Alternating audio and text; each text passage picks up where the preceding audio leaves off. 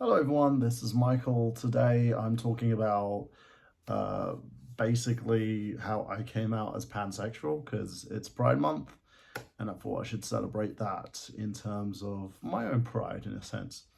Now, I kind of always knew that I wasn't straight, like from a younger age, growing up in a rather Islamic kind of family. You tend to get issues with, like, my father was very provocative in his own way. Like, he loved to watch porn, let everybody know it.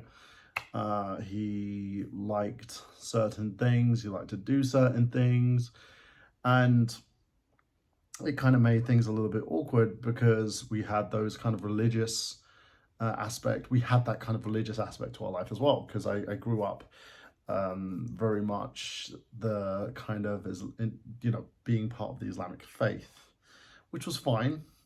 You know, it was okay until it kind of got in the way of things, and I'll explain a little bit more about that in a bit.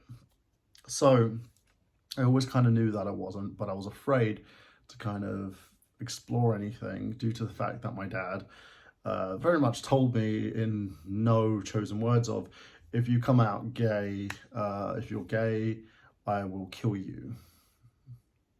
Great parenting, right? I don't think he actually meant it, but at the same level, it kind of was put me off of like coming out in any sort of way. But so I kind of nipped that in the butt and was just more focusing on relationships. Most of my relationships weren't very healthy, to be honest. I had situations where I would end up with someone, it would end or fizzle out, or I would do something stupid. And then it got to the point where I was married, because that's kind of the thing you do, right? So I got married to someone. It didn't work out because the two of us were way too different people. I'm kind of the honest to a fault. I will tell you everything, and also I was very much confused with myself. She wanted to be loved and pampered, and also, have the other person accept all the abuse that she would dish out to them, and I kind of didn't want to do that. So I was studying my BA, kind of left that relationship, and got 4 beautiful children out of it.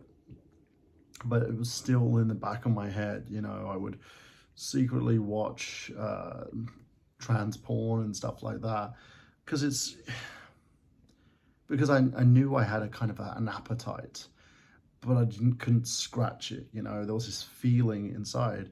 And I used to have a lot of like emotional attachments to guys as well. Like, I used to tell my male friends that I love them.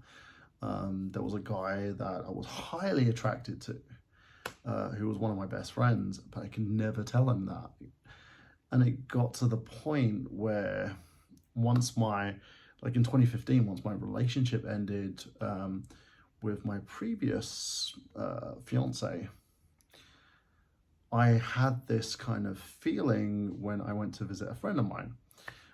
He came over to the UK with his partner at the time, and I kind of had the urge that I wanted to like experiment with the two of them. I kind of knew he wasn't fully straight, but also that I wasn't fully straight.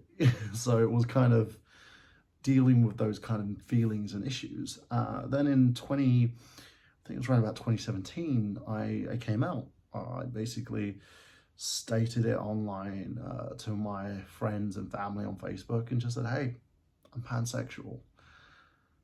Because I identified with that in a sense, because I knew that I wasn't bisexual in a sense, because I didn't have that kind of desire for just men and women. Trans women I thought were the most beautiful women on the planet, in some senses. But I also knew I had kind of an attraction to guys as well, but there was a different kind of attraction. There's certain guys that I just look at them and think, wow, you're the most beautiful human being in the world, and I would literally want to do things with them. And the same goes for when I look at a woman. I'm like, oh, you're so pretty, you're so gorgeous, and I want something out of that too. But when I also look at trans women, I'm like, oh God, you're so gorgeous. The My biggest issue is I've never experimented being like kind of a bottom in a sense. I've always been the kind of dom in the relationship with anyone that I've been with. But I also have the comforting and compassion and stuff. And there's been a lot of situations where it just felt right, but there was a kind of hidden conflict inside of me, making me feel that I just couldn't express it. And it wasn't until after I made an attempt on my own life, after my relationships had ended, that I could come to terms with who I was and who I am. And like, I'm still learning. I'm still learning and trying to do better with myself and figure myself out. Like, I sought out help. I had a psychiatrist in the UK who was helping me through things. But because of the NHS's budgets, it doesn't really help. They give you like 3 weeks of coverage and then you got to pay for it yourself. Which, no offense, I didn't have the money at the time to actually do that. But I have been exploring myself a lot more here. Like when I venture out, like when I was in the States, I was exploring a lot more of my sexuality there. I explored it a lot more here, where I currently am in Shanghai. And a lot of it is just finding out who we are, and just letting people know what my intentions and my feelings are. I've been playing around with the idea of wanting to be polyamorous as well, because I don't think I can fulfill myself in a monogamous relationship. And it's not a bad thing, figuring yourself out, figuring who you are and what your identity is, and being honest with yourself, it does help. It takes a lot of weight off my shoulders. And the best thing is when I came out to my kids, they were kind of like, cool, you're still you, which is true. I think that when you look to children, it's always the best, because children always give you that honest perspective, but they also give you that natural love and affection to kind of like, well, I accept you for you. Whereas adults are a bit more trickier. Like my ex-wife would mock me for being who I am. Constantly would attack me for it.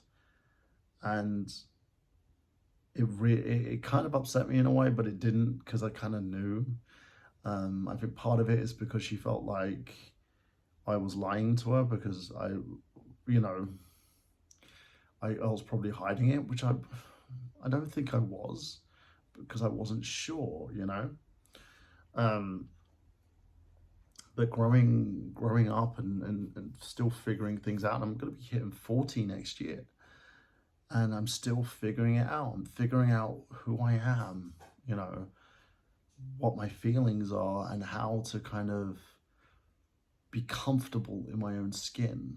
And I think it's something that when we see others who are trying to come to terms with themselves and knowing that they don't have people to rely on to communicate with and help them and guide them, it's kind of disheartening in a way, because we get lost within ourselves. You can still be in a relationship with a woman but still be pan or bi. You can still be straight and like trans girls. It's not a big deal, I think. And the problem is the world keeps making it a big deal because people keep saying it's not normal. Well, adults are consenting. People love each other. Let them have it. It's love is love, man. You know what I mean? But yeah, I just wanted to express that and talk about that side of things, because for Pride Month, what I'm gonna try and be is more honest with myself and just enjoy the ride, so to speak. I've lost a lot of people in my life, and the reason being is because I had to figure myself out, come to terms with who I am, and understand myself. And it doesn't you can't really do that sometimes. And sometimes there are people who love you and will be there for you. And I'm really happy with the fact that a lot of people who are my friends do love me and don't care. But there are those who just, it offends them. It offends their religious beliefs, which, to be honest, I think if someone being gay or bi or pan or whatever offends your beliefs, then you're talking shit. The reason why you're acting that way is you're just being mean and hiding behind religion to do it. But, you know, me being an atheist now, because I used to be religious, but then realizing how toxic religion was towards people like me, I kind of just walked away. And I'm not going to say that people who are religious are bad people, because they're not. But a lot of people use it as a shield, as a way to kind of say, well, I'm going to be nasty to someone because I don't like them for a certain way, and then pretend it's because God told you to. It is what it is. Anyway, I'm going to go, and the only message I can give to people is love yourself. And if you are struggling and you need someone to talk to, my messages are always open. I may not reply post haste, but I will reply. Have a lovely day, and this has been Michael saying bye-bye for now, and I shall see you very, very soon. Bye.